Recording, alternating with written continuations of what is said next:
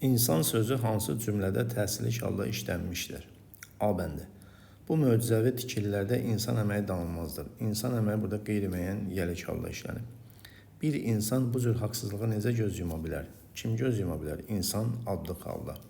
Bizə dedilər ki, səs-küyə xeyli insan toplaşıb. Kim toplaşıb? İnsan adlıq halda. Məni anlaya biləcək bir insan axtarıram. Kimi, nəyi? İnsanı axtarıram. Qeyri-müəyyən təsirli halda işlənib. Cavabımız olacaq D bəndi. İnsan övladının nankörlüğünə o gün əmin oldum. Qeyri-müəyyən yəlik halda. Sualın cavabı olur D bəndi. Sözlərdən biri ümumi qrammatik mənasına görə digərlərindən fərqlənir.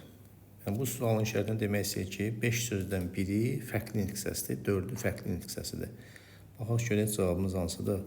Yaralı sifət, küləkli sifət, qabıqlı sifət, sənətli sifət, qubalı yer məkan anlayışı bildirən, yəni lığlı ilə düzələn isimlər olur da. Düzdür, Gəncəli, şəhərli, Bakılı, kəndli, məktəbli və s. Cavab olur Y bəndi.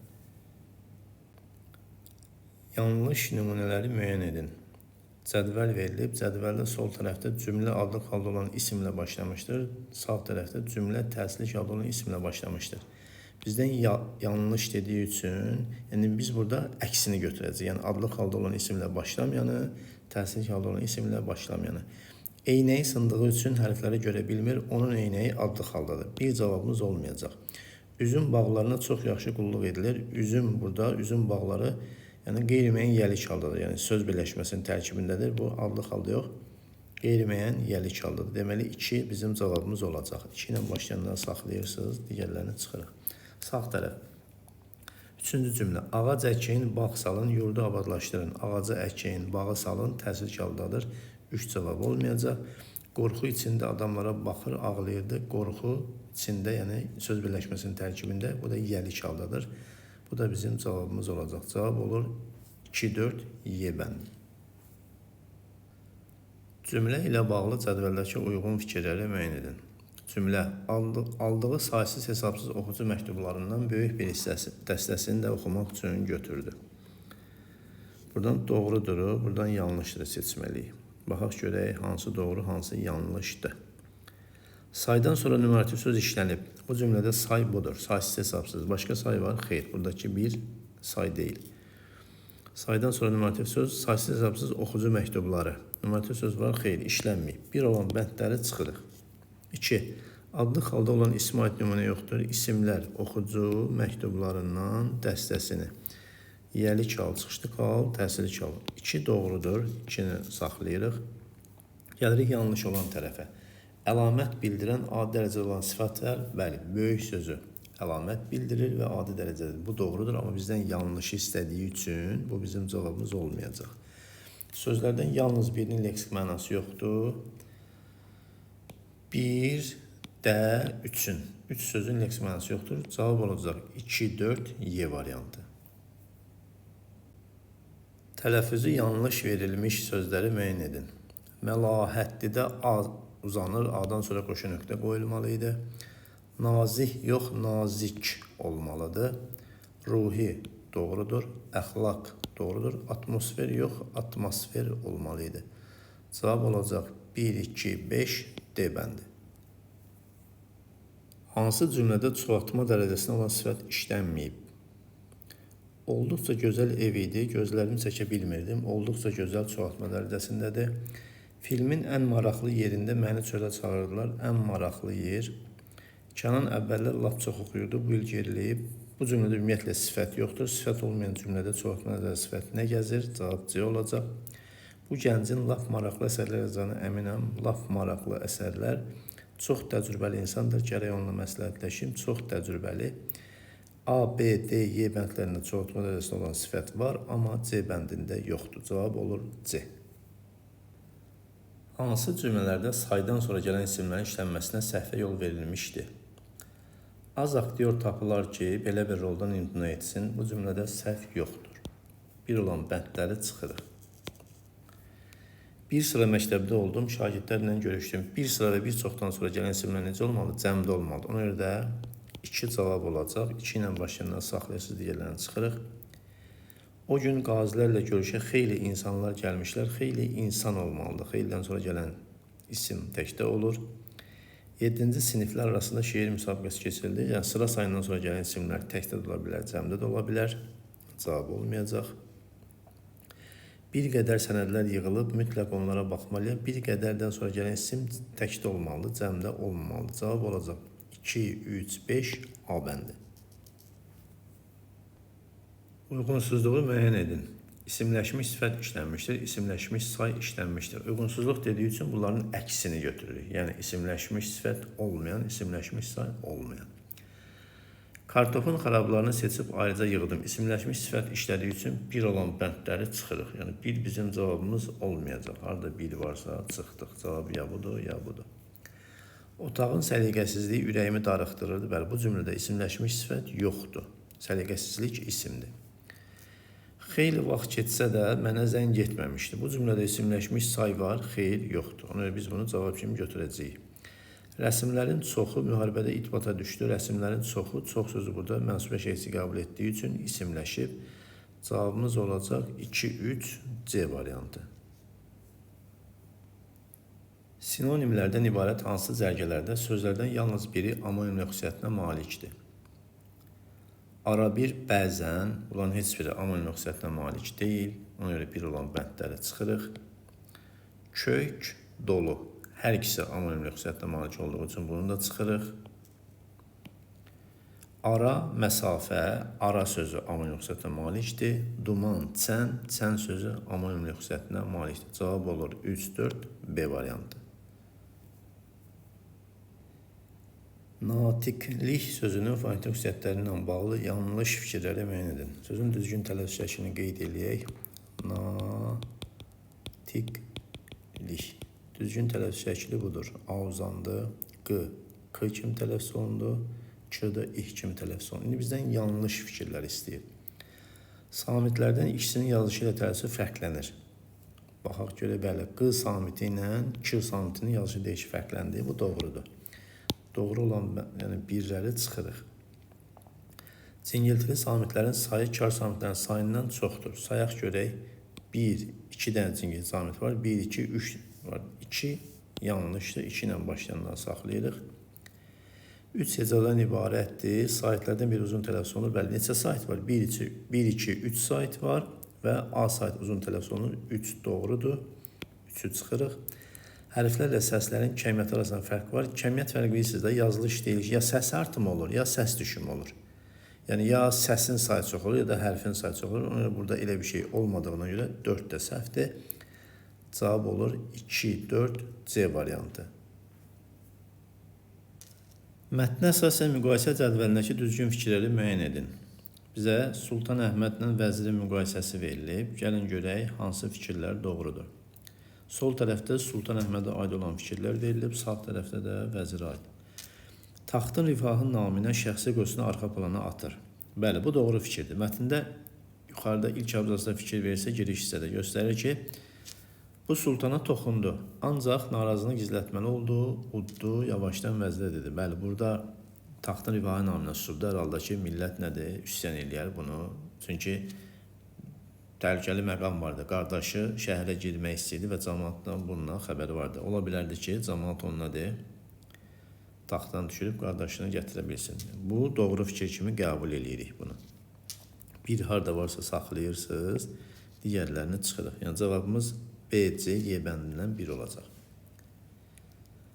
Xalqa olan mənfi münasibətini gizlətməyə ehtiyac duymur. Bəli, bu belə deyək ki, xalqa olan mənfi münasibətini gizlətməyə ehtiyac duymur. Amma duyur. Fikir verin. Yenə dediyimiz kimi gizlətməli oldu. Narazılığını gizlətməli oldu. Yəni burada artıq gizlədir. Bu ikini də çıxırıq. Deməli bu səhv fikir oldu. Gəldik vəzir tərəfə. Xalqa məqsədə çatmaq yolunda alət kimi görmək fikri onun dilindən verilir. Tamamilə doğrudur. Çünki burada nə deyir? Deyir, mən demirəm ki, bu xalq nədir? Səni istəyir, sənə nə inəyəcək və s. və s. Amma bax burada deyir, mən sənə demədim ki, təbrik cəmaat sənə istəyir. Amma onlarla bir ata kimi danışmağın xeyri ola bilər. Onlar sənə inanar, şəhər darvazalarını qardaşın üzrə açmağa cəhd eləməzlər. Deməli, bu da doğru fikirdir. Bir ilə 3 saxlayırıq, digərlərini çıxırıq. 4. Səmimi yanaşmasına görə xalqın rəğbətini qazanmışdır. Son hissədə xalqın rəğbəti nədir? Görürük onu, necə rəğbətini qazanıb. 4-də səhvdir. Siyasi təcrübəsizlik dövlətdə böhrana səbəb olacaq. Burada təcrübəsizlik yoxdur. Vəzirin təcrübəsizlikdən söhbət gedə bilmir. Sultan Əhmədlə də bağlı. Çünki təcrübəsiz olsaydı cəmaatdan incidiyini birbaşa üzərinə vurardı. Mövcud hakimiyyətin dəyişməsinə mane olmaq istəyir. Bəli. Vəzir də Sultan Əhmədlə, yəni hər ikisi Sultan Əliyə qarşıdırlar. Deməli, cavab olacaq 1, 3, 6, Y variantı. Mətnə görə cədvəldəki uyğun fikirləri müəyyən edin. Mətndə var, mətndə yoxdur. 1. Vəzir Şeyx Əlinin Sultan adlandırmasına sərt reaksiya verdi. Vəzir yox, Sultan Əhməd özü reaksiya verdi. Düzdür, deməli, 1 mətndə yoxdur. Sultan Əhməd Təbriz cəmaatını ağıllı və cəsur insanlar kimi düşünür. İlk bənddə nədir? Mən bu qoyun sürüsü deyir. Ona görə də bu da yanlışdır. Xalq Sultan Əhmədə qarşı onun istədiyi kimi reaksiya vermədi. Bəli, ilk abzasda bunu görürük. Doğrudur. 3 ilə başlayanları saxlayırsınız. Yerdə qalan çıxırıq. Cavabımız bəllidir zaten. 3, 4, 5. Gəlirik sağ tərəfə. Sultan Əhməd Şeyx Əlinin niyyətinə xəbərdar olsa da onu tanımır. Qardaşıdır. Necə tanımır? Bu da mətndə yoxdur. Elçilər Şeyx Əlinin Sultan Əhmədlə müttəfiqlik arzusunu demək üçün gəlmişdilər. Elçilər Şeyx Əlinin Sultan Əhmədlə müttəfiqlik arzusunu demək üçün burada bilinmir hansı arzusunu deməyə gəlmiş. Sadəcə onunla nədir? Görüşməyə gəl. Sözlərini sənə çatdırmaq istəyir. Demir ki, bu müttəfiqlikdir və yaxud. Bu da yoxdur. Qərar vermə zamanı bəzən vəzir Sultan Əhmədi qabaqlayıb öz hökmünü yeridirdi. Deyir, get elçiləri göndər saraya, gəlirəm. Və bu da mətndə var. Cavab olacaq 3, 4, 5 D bəndi. Mətnin əsas hissəsini genişləndirə biləcək cümlələri müəyyən edin. Bu giriş hissə bu hissədir, nəticə hissə də bu hissədir. Bu ortalıqda hissə də əsas hissə. İndi baxaq görək hansı hadisələri biz əsas hissəyə artırıb onu genişləndirə bilərik. Vəzirin bu məsləhətindən sonra sultanın xalqla görüşə getmək həvəsi daha da artmışdı. Bu giriş hissəyə aiddir. Yəni buradakı söhbətə xalqla görüşmək və onlar nədir? Öz tərəf çəkməyi məsləhət görmüş. Bu giriş hissə. Biri çıxırıq. Bir olan bəndlər getdi. 2. Sultan Əhmədin bu qəfil hiddəti hər kəsi qorxuya saldı. Burada minbaşıya qışqırır. Sultan Şeyx Əli kimdir? Haradanla bəri olub? Bunu ora artıra bilərik. 2. Vəzirin gətirdiyi dəlillər sultanın fikrindən döndürə bilmirdi. Bu sultanı danışdırmaq üçün əlindən gələn edirdi. Düzdür, sultan da elə yolundan dönmür ki, dönmür. Bunu əsas aid edə bilərik. Sultanı bir neçə sərkərdə əyanlar və vəzir müşahidə eləyirdi. Bu da hansı hissəyətdir? Bunu da giriş hissəyə qoya bilərik. Bunu da çıxırıq. Sultan vəzirin təşəbbüsünü əlinə almağına səsini çıxarmadı. Orada vəzir deyir, aparın elçiləri saraya, biz də gəlirik. Bu da əsas hissəyə aid edə bilərik. Cavab olacaq B variantı. Başmaqçı Məhəmmədin problemə yanaşmasına uyğun gələn fikri müəyyən edin. Bax, son abzasda fikir verin. Deyir ki, başmaqçı Məhəmməd laqeydliklə, ay Məhəmməd, bizim üçün nə fərqi sultan kim olacaq? Onların qayəsi birdir, bizi soymaq. Biz özümüzə, arvad uşağımıza görə çalışmalıyıq ki, indi şəhərdə olan qoşunu gələn qoşun üstələməsin. Çünki təzə gələn qoşun qarətə girişəcək. Cəmaat yenə ayaq altında qalacaq. Yəni, bu xalq üçün fərqi yoxdur da, başda kim olur olsun. Düzdür, onsuz da gələn də alır, yəni olan da alır. Amma eləməliyik ki, yəni gələn az olduğuna görə çox alacağı üçün biz onu gəlməyə qoymayaq. Yəni burada düşünə bilərik ki, yəni xalq üçün hakimiyyətin kim olmasından fərqi yoxdur. Özünü düşünməlidir. Özlərini qorumaq üçün bir çarə tapmalıdırlar.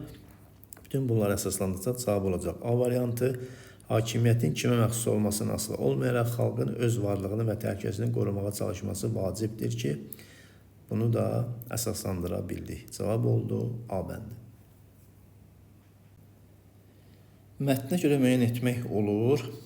A bəndi. Sultan Əhmədin qardaşları arasındakı ziddiyyətin yaranma səbəbini, yəni biz mətnə görə bu ziddiyyəti müəyyənləşdirə bilmirik də. Bəlkə başqa şey uğrunda bunların mübarizəsi var. Hakimiyyət uğrunda deyil, və s. Biz bunu dəqiq müəyyənləşdirə bilmirik. Vəzirin məsləhətindən sonra sultan hansı şəkildə reaksiya verdiyini, Yəni, ümumiyyətlə, mətn boyu vəzir sultana deyir ki, bəs cəmaət qarşısına çıxış elə, sultan da israrla yox deyir. Deyir, vəzir çox dedi, Sultan Əhməd az eşitdi və bunu müəyyənləşdirə bilərik. Sultan Əlinin elçilərinin Sultan Əhmədi hansı təkliflər çatdırdığını mətnə görə müəyyənləşdirə bilmirik. Təbriz cəmaətinin Sultan Əlinin hücumuna qarşı hansı tədbirlər gördüyünü, yəni fikirləri var ki, yəni şəhərdəki qoşunu dəstəkləsin, amma hansı tədbirlər, nə kimi işlər görəcəklərini mətnə görə biz müəyyənləşdirə bilmirik. Təbriz cəmaətinin hakimiyyətdən hansı hadisədən sonra üz çevirdiyini bunu müəyyənləşdirə bilmirik. Cavab olacaq B variantı. Mətnə görə ən dəqiq müəyyən etmək olur. B variantı. Vəzirin məsləhətindən sonra sultan hansı şeylərə reaksiya verdiyini. Mətndə tünd qara hərflərlə verilmiş sözlərə əsasən cədvəli doldurun. Tünd qara hərflərlə verilmiş sözlər toxunulu sözüdür, bir də uddusuz. Gəlin baxaq görək orada hansı mənada işlənib? Məcazi yoxsa həqiqi mənada? Bu sultana toxundu, yəni sultanı xətrinə dəydi, sultana təsir etdi və s. Burada məcazi mənadadır. Məcazi məna. Ancaq narazılığını gizlətməli oldu, uddu, yenə məcazi. Hər ikisi məcazi mənada. İndi bunların ifadə etdiyi mənanı yazırıq burada. Toxunmaq nədir? Xətrinə dəydi. Xətrinə dəydi. Bunu bura qeyd edə bilərik. Pis təsir etmək. Pis təsir etmək və s. Buna uyğun fikirlər yaza bilərsiniz. Yəni, bir dənə yazsanız kifayət edir. Yəni, hamısını doldurmağa ehtiyac yoxdur. Uddu da burada nədir? Məcazi mənada, yəni dözdü. Dözdü mənasında yaza bilərik. Sonra təhəmmül etmək yaza bilərik. Təhəmmül etmək. Təhəmmül etdi. Bunu bu formada qeyd edə bilərik. Üzə vurmadı. Üzə vurmadı. Bu kimi fikirlər yazıb sualı cavablandıra bilərik. Mətndə çərçivə daxilində verilmiş ifadələrin mənasını müəyyən edin. Çərçivə daxilində verilmiş ifadələr boyun qaçırmaqdır, bir də keçi qiymətinə satmaq. Keçi qiymətinə satmaq, yəni çox ucuz qiymətə satmaq. Çox ucuz qiymətə satmaq. Yəni, dəyər dəyməzə vermək. Dəyər dəyməzə vermək mənasında. Boyun qaçırmaq da ki, yəni məsuliyyətdən qaçmaq, imtina etmək, məsuliyyətdən qaçmaq,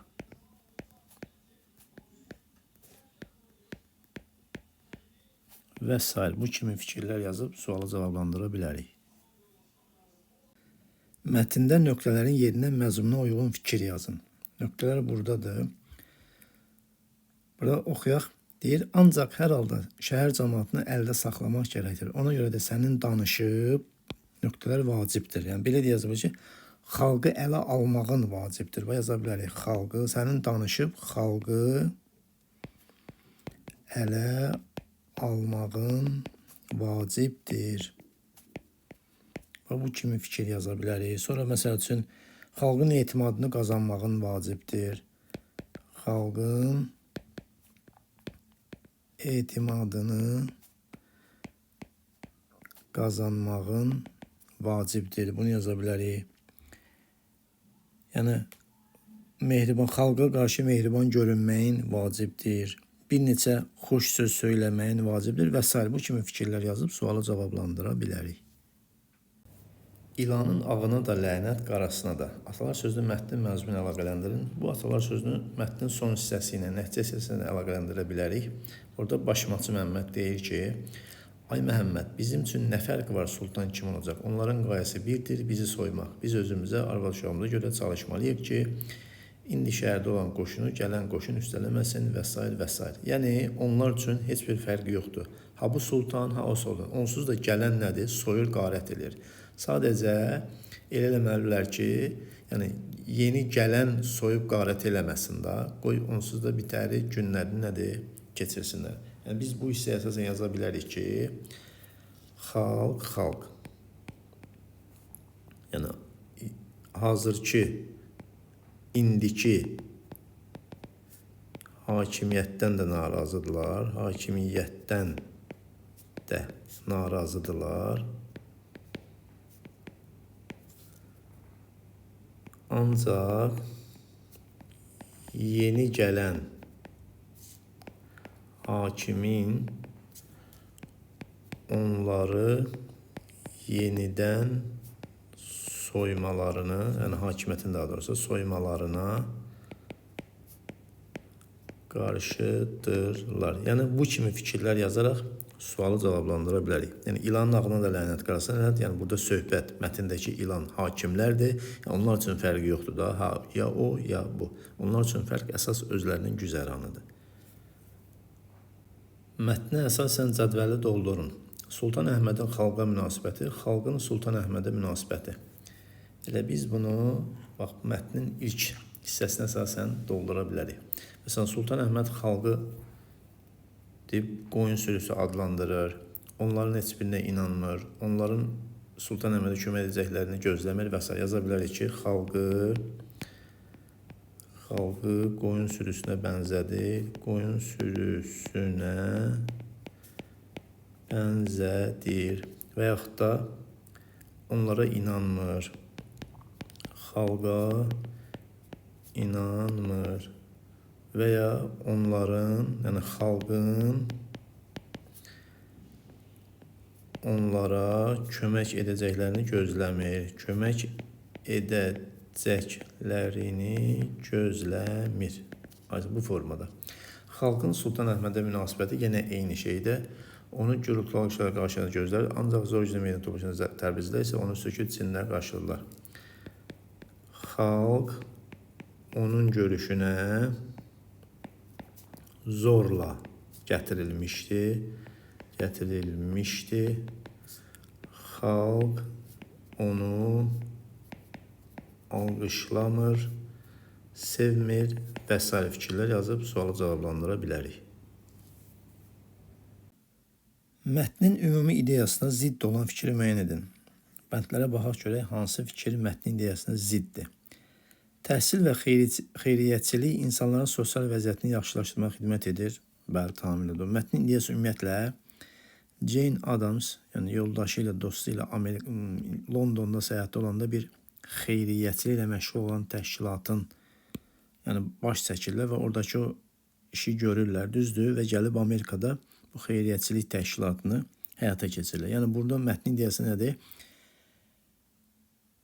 Az təminatlı yoxsul insanlara yardım etməkdir burada. Mətnin ideyası bunu göstərir və bu da A bəndində təhsil və xeyriyyətçilik insanların sosial vəziyyətini yaxşılaşdırmağa xidmət edir. Bəli, kasıb yoxsullara kömək eləmək üçün fəaliyyət göstərirlər. Bu uyğundur. Sosial ədalət və bərabərlik mədəni inkişafın əsas dayağıdır. Bəli, imkansızlara yardım edirlər. Sosial ədalət və bərabərlik zaten imkanı olan oxuyur, olmayan oxuya bilmir. Amma bunlar nədir? İmkansızlara kömək edirlər, bunu uyğunlaşdırırlar. Fərdi təşəbbüslər və şəxsi maraqlar sosial işlərin mahiyyətini təşkil edir. Demək olar ki, burada heç bir şəxsi maraq yoxdur. Nədir? Daha çox insanlara, yoxsul insanlara, az təminatlı insanlara nədir? Yardım etməkdir. C bəndə uyğun deyil. Liderlərin formalaşması və mədəni baxışların zənginləşdirilməsi gələcək üçün vacibdir. Yeni dediyimiz kimi, həmin o təşkilat, xeyriyyə təşkilatında oxuyan, işləyən insanların Amerikanın gələcək tarixində müəyyən rolları olmuşdur. Bu da doğrudur. Sosial yardımların təşkili ictimai həyatın inkişafına təkan verir. Bu da doğrudur. Cavab olacaq C bəndi. Çünki mətndə heç bir şəxsi maraqdan söhbət getmir. Bu məqsədi həyata keçirmək üçün böyük bir binanı icarəyə götürürlər. Cümləsi ilə mətnin neçənci abzasını genişləndirmək olar. Bax, bu hissəyə fikirlərin 3-cü abzası. Yəni, bu 1-ci abzasdır. Bu 2-ci abzas, bu da 3-cü abzas. Qızlar ABŞ-yə qayıtdıqda nə edəcəklərlə bağlı heç bir tərəddüdləri yox idi. Ciddi axtarışlar onları Chicago'nun yoxsullar rayonuna, mühacirlər yaşayan yerlərə gətirib çıxarır.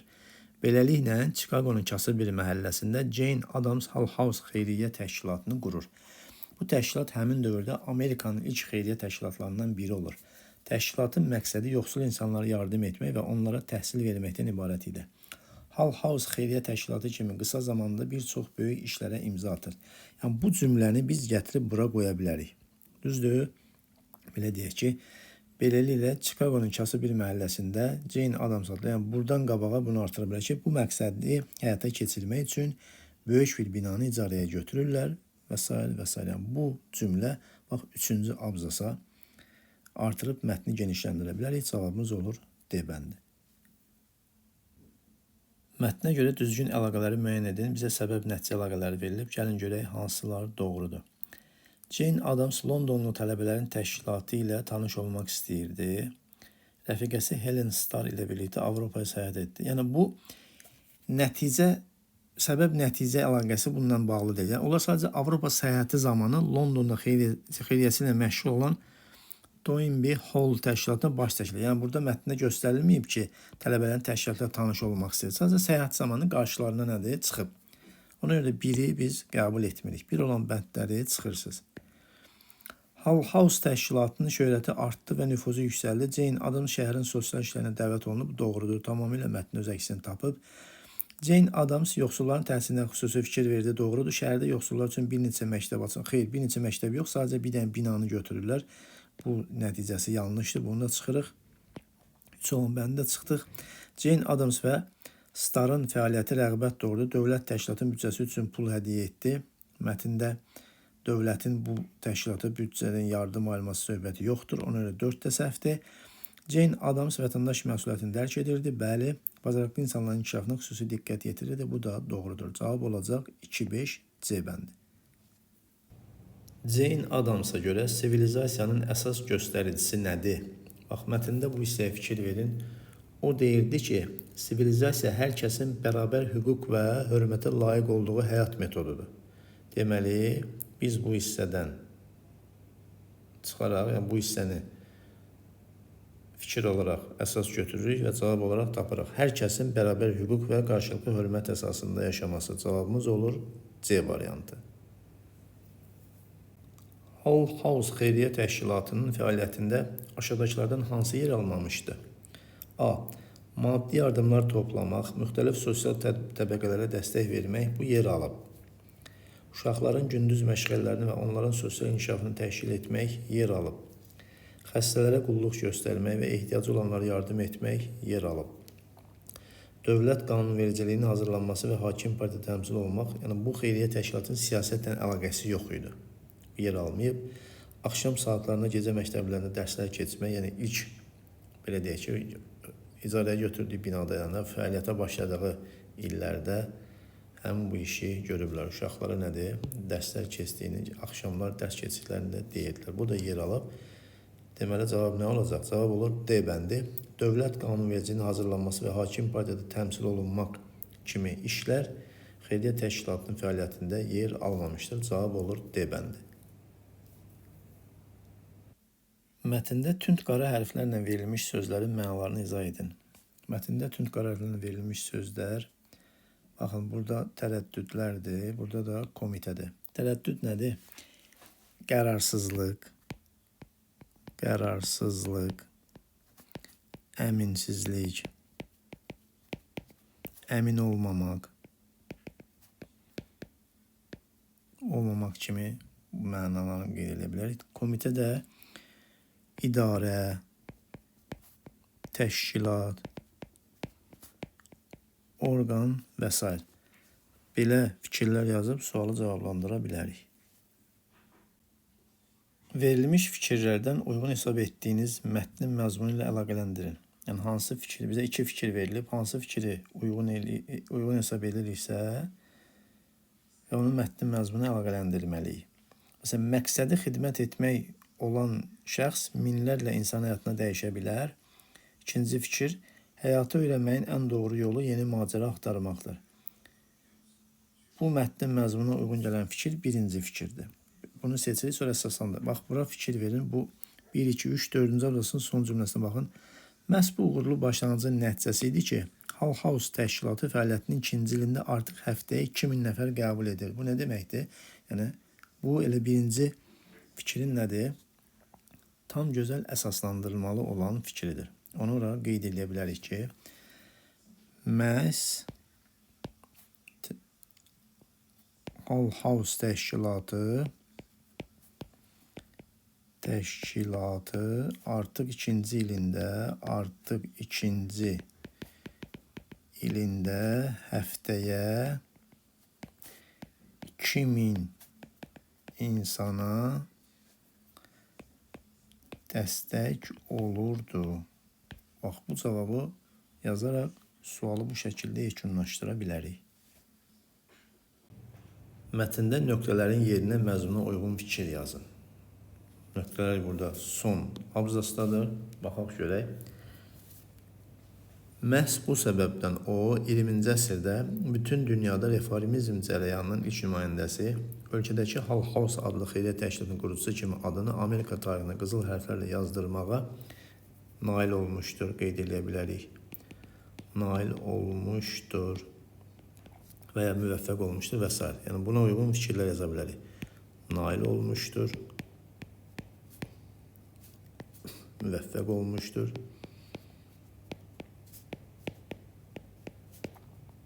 və s. Buna uyğun fikir. Bax, diqqətli olun. Yazdırmağa nail olmuşdur. Yəni, bu uyğunluğu, qrammatik normanı burada çalışın ki, yazacağınız cavab bu cümləyə uyğun olsun. Yəni, yazdırmağa nail olmaq yazmayın. Yəni, elə yazsanız tam cavab almayacaqsınız. Və yaxud da müvəffəq olmaq yazmayın. Və yaxud da yazdırmağa bacarmışdır yazmayın. Aydın olur. Yəni, çalışın ki, yazacağınız söz, ifadə, fikir, bax, bunu tamamlaya bilsin. Yəni, əlaqələnə bilsin. Yoxsa hər hansı bir yazsız tam bal ala bilməyəcəksiniz. Uyğunluq olmasa tam bal gözləməyin. Jane Addams'ın xarakterinə aid iki xüsusiyyət yazın. Bax, belə bir şey deyimsə, xarakteri xüsusiyyət deyəndə əməlini deyil, gördüyü işlərə görə onun xarakteri xüsusiyyətini adlandırın. Məsələn, yaxşı işlər görübdür yazmaq əvəzinə yazın ki, xeyirxahdır. Bax, xeyirxah. Məsələn, yaxşı işlər görəndir yazmağa, yəni xeyirxah yazır. Yəni, yaxşı işlər görmək onun əməlidir. Düzdür, biz onun əməlinə görə onun xarakterini müəyyənləşdirməliyik. Məsələn, bu kimi şey yazır. Məsələn, fədakardır. Qeyd eləyə bilərik, eləyə bilərik. Çünki özünü deyil, başqalarını fikirləşir. Fədakardır, fədakar qeyd eləyə bilərik. Sonra kasıblara, xəstələrə kömək eləyirlər. Mərhəmətlidir, mərhəmətli. Bu kimi fikirlər yazaraq. Məsələn, humanistdir, humanist. Yəni, fikir verdiksə, yəni gördüyü işi deyil, əməli deyil, biz onun əməlinə görə onun xüsusiyyətini, xarakteri xüsusiyyətini adlandırırıq və bu kimi fikirlər yazaraq sualı cavablandıra bilərsiniz. Yəni, iki dənə yazsanız kifayət eləyərsiniz, yəni illa da çox yazmağa ehtiyac yox. Mətnə görə Hull House təşkilatında təhsil alan və ya çalışan şəxslərin sonraki fəaliyyətləri ABŞ təhsil sisteminə necə təsir göstərmişdir? Baxın, mətnin bu hissəsində onu da qeyd edək ki, Hull House təşkilatında təhsil alan və ya çalışan şəxslər sonradan ABŞ-nin təhsil həyatında mühüm şəxsiyyətlər olmuşlar. Ya bu cümləni olduğu kimi ora köçürə bilərsiniz, ya da ki, yazarıq ki, ABŞ-nin təhsil həyatında ABŞ-nin təhsil həyatında mühüm şəxsiyyətlər olmuşlar. Mühüm şəxsiyyətlər olmuşlar. Bu formada ya da qeyd edilərik. ABŞ-nin təhsilində mühüm işlər görmüşlər və s. və s. Yəni bu fikrin, yəni təhsil həyatında mühüm şəxsiyyətlər olmuşlar. Yəni bu fikri özündə əks etdirən öz sözlərinizdə də əlavə fikirlər yazıb qeyd eləyə bilərsiniz.